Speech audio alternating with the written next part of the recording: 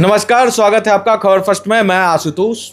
आज बैंक मित्रों की आप देख सकते हैं कि यहाँ पे जो है ना, ये हमारे साथ मिले हुए हैं, बैठे हुए हैं नीरज जी, जो अध्यक्ष हैं और मध्य प्रदेश एसोसिएशन के भी महामंत्री हमारे साथ मौजूद है। और उन लोग का मुद्दा समझिए, 2014 से लेकर 24 हो गया।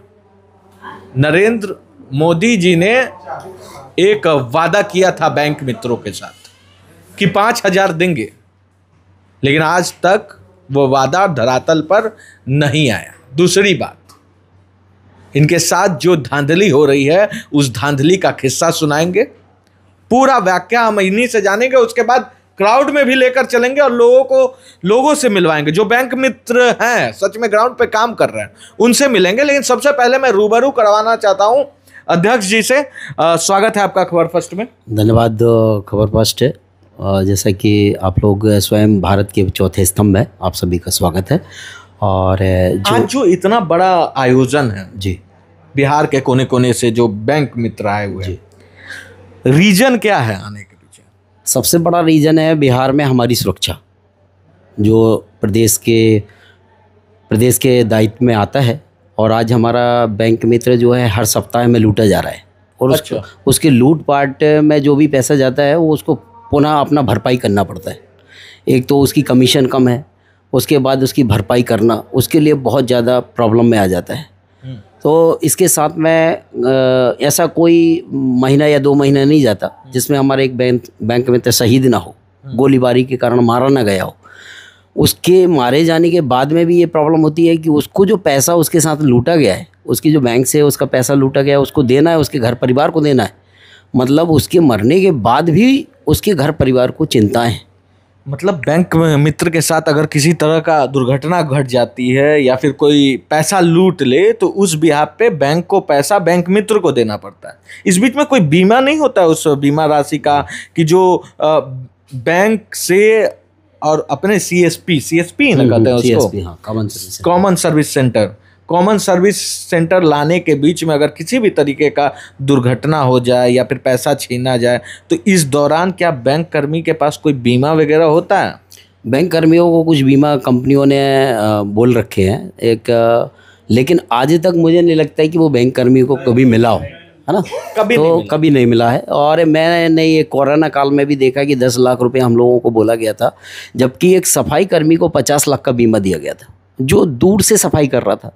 लेकिन हम लोग जो प्रधानमंत्री जी की योजना आई जिसमें 500 रुपया सभी लोगों को देना था, तो हम लोग घर जाके और हम लोगों का काम रहता है कि थंब पकड़ के और पैसा देना होता है। तो इसके बाद में हमने भी अपने घर परिवार और अपनी जान को हथेली पर लेकर प्रधानमंत्री जी की योजना और उस समय आपातकाल को देखते हुए हम लोगों ने अपनी जान को नहीं सोचा, परवाह नहीं किया। कई हमारे बैंक मित्र साथी इसमें भी शहीद हुए, लेकिन आज तक उनको 10 लाख भी नहीं दिया गया। 10 लाख भी नहीं दिया गया। मांगे क्या है आपकी? सबसे पहली मांग सुरक्षा है, दोनों तरफ की सुरक्षा। हमारी आईडी की सुरक्षा होना चाहिए। हम 15 साल से काम कर रहे हैं और आज तक ये नहीं समझ पा रहे हैं कि कल हमारी आईडी रहेगी कि नहीं रहेगी। ये भारत सरकार जो देख रहे हैं हम लोग, इसमें सबसे पहला आपका पोषण है। आप पोषित नहीं रहेंगे तो इसमें कैसे ज़िंदा रहेंगे? तो हम लोग शोषित भी है और कहीं से पोषित नहीं है। अच्छा, तो मेरा एक आप चौथे स्तंभ के माध्यम से भारत सरकार और राज्य सरकार को मेरा एक निवेदन है कि हम लोगों को दोनों तरफ से सुरक्षित करें। ये 720 जो कंपनियां हमारे बीच में आई हैं, इन कंपनियों का मात्र और मात्र एकमात्र मोटिव था कि ये हमें टेक्निकल प्रोवाइड कराएंगी। उनकी एवज में बैंक ने हमारा 80-20 का रेशियो तय कर दिया था। लेकिन ये धीरे धीरे करके वो सारा का सारा अपने ऊपर कैप्चर कर लिया है।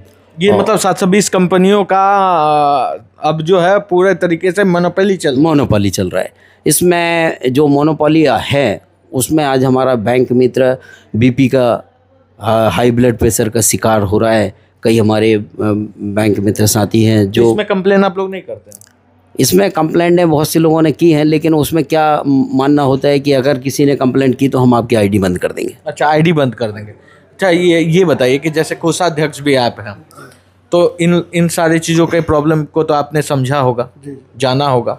एक सवाल का जवाब मैं जानना चाहता हूँ कि धरातल पे जो बैंक मित्र काम करते हैं किस किस टाइप का उनके ऊपर प्रेशर होता है? उनके ऊपर जो है बैंक मित्रों को अपने जो सेंट्रल गवर्नमेंट की जो स्कीमें हैं उसको जो एक आग्रह की वस्तु होती है, कस्टमर से आग्रह की वस्तु होती है, उसको ज़बरदस्ती करने के लिए उनके ऊपर थोप दिया जाता है। यदि वो उसको नहीं कर पाते हैं, जैसे प्रधानमंत्री सुरक्षा योजना, प्रधानमंत्री जीवन ज्योति योजना और उसमें अटल पेंशन योजना, ये एक आग्रह की वस्तु है।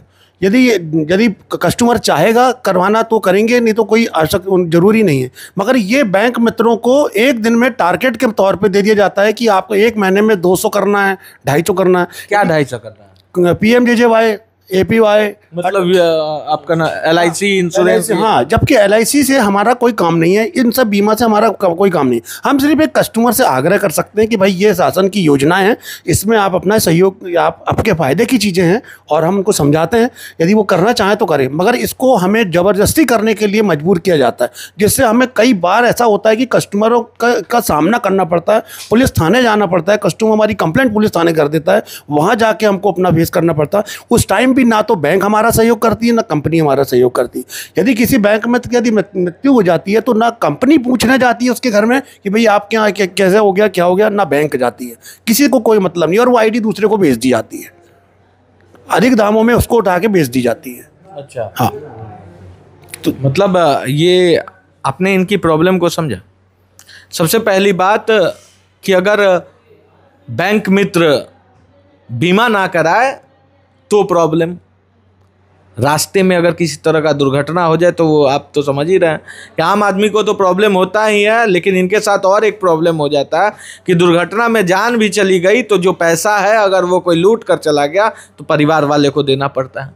तीसरा, इनकी ID कभी भी सेफ नहीं है। इनको पता नहीं है कि आज ये बैंक कर्मी है, कल सुबह रहेंगे या नहीं, ये पता नहीं है। ये अगर किसी के हाथ में है तो वो 720 जो कंपनियां हैं जो रेगुलेट कर रही है सारी मशीनरी को, वो इनकी मानसिक स्थिति से लेकर पॉकेट का पैसा से लेकर इनके घर तक को भी रेगुलेट करने का काम कर रही है, क्योंकि इनको पता नहीं है कि इनका कल भविष्य, कल का जो भविष्य है, कल का जो सुबह होगा वो बैंक मित्र के साथ होगा या फिर इनको निकाल दिया जाएगा। तो ऐसे अधेर, मतलब आप सोच सकते हैं कि जिसका भविष्य ऐसा हो कि आज है कल ना हो, उनकी मानसिक स्थिति क्या हो सकती है। और भी लोगों से जानेंगे हम, लेकिन बहुत बहुत धन्यवाद सर, आपने हमें टाइम दिया। ये भी है कि हाँ, कभी हमको संगठित नहीं होने दिया। हाँ, जो बैंक मित्र सारे संगठित होके जैसे एक संगठन बनाते हैं तो वो संगठित नहीं होने देते। यदि आज भी हम इस कार्यक्रम में इतने लोग आए हैं तो वो दबाव होगा हमारे ऊपर में कि कल हम इतने बैंक मित्र आज इकट्ठे हुए तो उनकी ID कल बचेगी या नहीं बचेगी। अच्छा, मतलब ये अभी भी दबाव जी, है। अभी भी दबाव है कि हम इतने सारे बैंक मित्र यहाँ आए हैं। अभी पिछले जब से हम ये कार्यक्रम आयोजित कर रहे थे तब से भी, और हर जगह, यानी बिहार की बात नहीं है, हर प्रदेश में ये स्थिति है कि यदि कोई कार्यक्रम हम आयोजित करते हैं तो एक हफ्ते पहले से उनके डिस्ट्रिक्ट के कोऑर्डिनेटर और इन लोग जो है दबाव बनाने लग जाते हैं कि यदि आप उस मीटिंग में गए तो आपकी ID बंद कर दी जाएगी। और हम कल सुबह देख के नहीं आएगी, कल सुबह हमारा काम चालू होगा या नहीं होगा। हम सर पे अपनी पट्टी बांध के आए हैं कि जो होगा देखी जाएगी, मगर हम अपनी बात तो रखेंगे। देखिए कि सर पर पट्टी बांध कर आए हैं कि जो होगा देख लेंगे, लेकिन अब अन्याय नहीं सहेंगे। चलिए, खबर फर्स्ट इनके साथ है, हम आपके हर एक कदम पे साथ हैं। जहाँ तक होगा आवाज़ उठाएंगे और पहुँचाने की एक कोशिश जरूर करेंगे।